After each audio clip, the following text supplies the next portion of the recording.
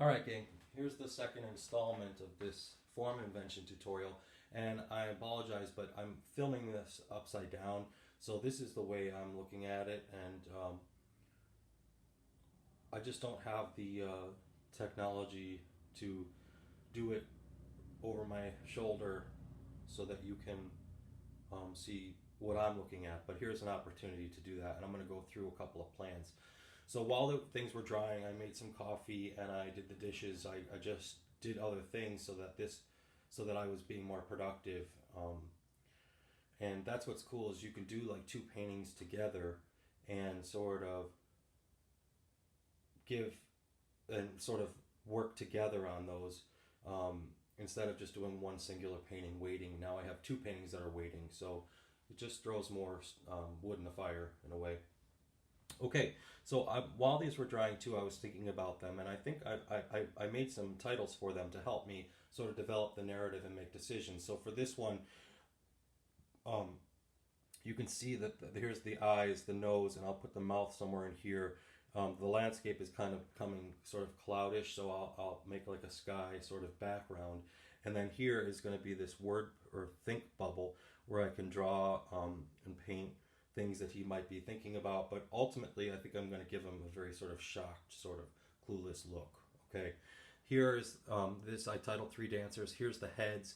It's probably going to be in a simple landscape. Here's the horizon line, and I'm going to do some three dancing figures, and I probably listen to some of my favorite music and kind of pretend that we're at this sort of concert, enjoying ourselves and listening to really good music. So it's going to be my goal for these two paintings, and I'm going to get going on painting it, and I'll work them and then let them dry and do another installment with you.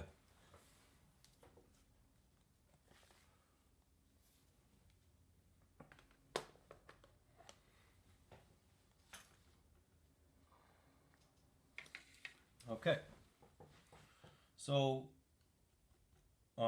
I'm just going to pick up where I left off with that blue. So it was the phthalo.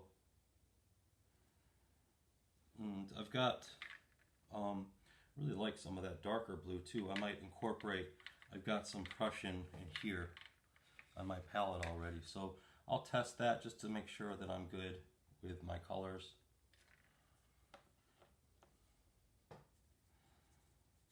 Yeah, that looks pretty good. I'll put in some phthalo just to remind myself of the sort of differences in the transparencies. Phthalo is really strong, so be careful with it. That's nice. So there's my sort of blues that I'm going to be playing with. Okay. Let's see here. So what I was thinking about is I'm going to clean up my brush here. Go in with some kind of cleaner water. And kind of draw this sort of word bubble, or thought bubble rather, shape.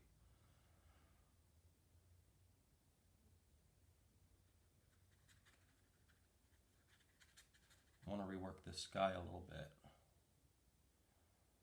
And I like this area over here, so I'm not going to add any pigment to that. But I can add some pigment to this. Sort of start thinking about how to pull that out.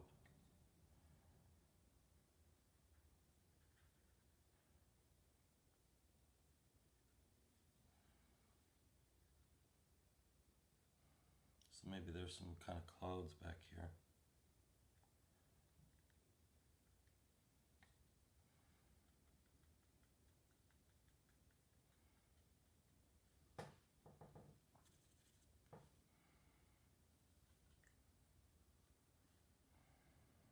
And just to sort of, I want to sort of push the sort of abstraction part, so I may like do some dots here, and then those kind of mirror those eyes there, so maybe I'll do like, I think he's going to be looking up at his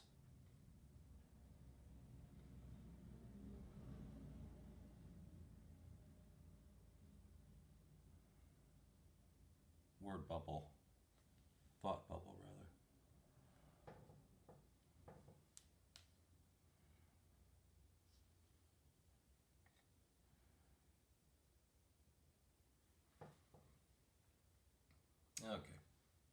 Not exactly what I wanted, but I'm going to go with it.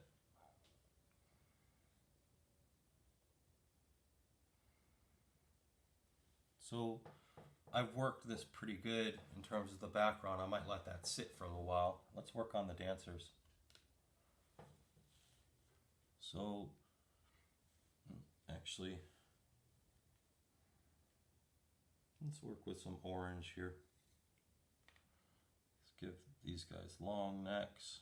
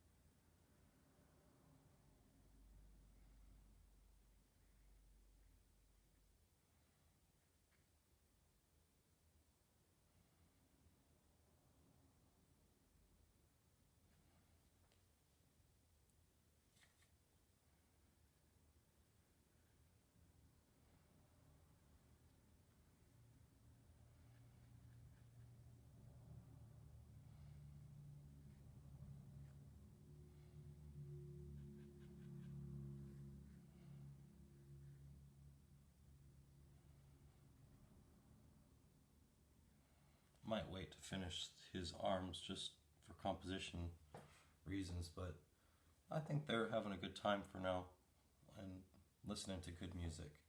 So now I can sort of incorporate, also if I wanted to do a new color, let's say I want to incorporate red in this painting. You might want to see what that does there. I like that. I also have a new color I bought. It's kind of a transparent orange. It's real rich. So you can see how it sort of vibrates off that cadmium. And I might want to start sort of adding some of that in for some contrast. That shows up way better. I mean, I can celebrate the color in many ways. I could make all the shoes different colors and play with that. I can get some quinacridone pink, and I know that'll be darker. So there, he's got some pink shoes.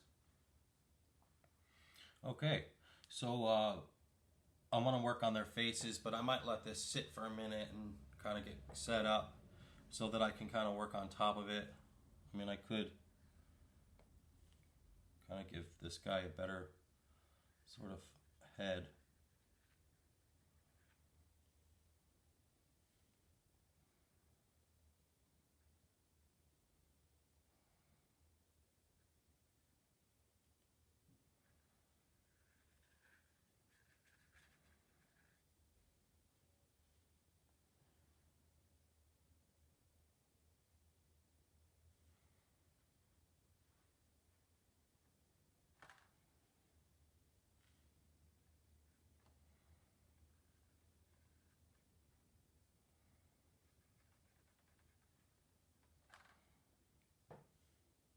There. Good for now. All right, so I'm going to let this sit and continue working on some other details after this dries. So you can see how I'm kind of developing things. I'm testing things here, trying to figure out what colors, how colors will behave. And I'm developing the narrative as I go. So I'm going to let this sit and continue thinking about it. Maybe you'll start to see things pop out. Like I kind of want his arm to be sort of over here.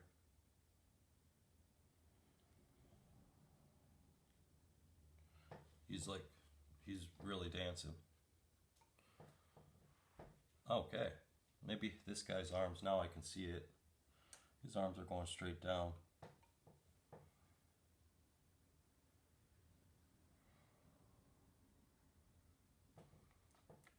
This guy's hand's way up here. He's pumping his fist. Okay, so not real detailed yet, still kind of general shapes and playing with color, but I kind of like what's going on. So again, this is an opportunity for you to really just feel free and stay loose and play. Okay, this is definitely permission for you to play. All right, so this is the second installment, and as you're going through, stay flexible, and you can always, this is always not a bad time after it dries to send me some progress pictures. I can certainly give you some pointers.